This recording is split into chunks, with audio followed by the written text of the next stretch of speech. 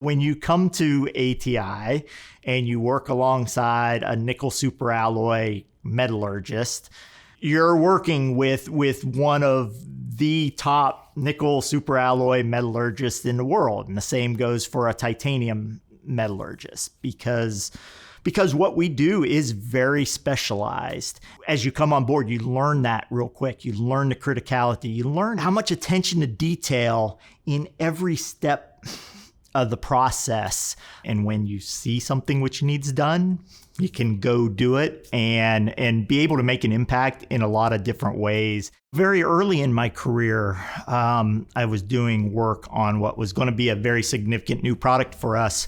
And the whole evolution of that product being developed in an R&D world to getting to production, that's really satisfying. And it's one of our biggest kind of new products now. So I look back at it and feel like, hey, I really helped that product become the success that it is. I mean, I can point to those things, and that makes me proud. I like to make an impact. I like something that I can show, and that's what makes me proud.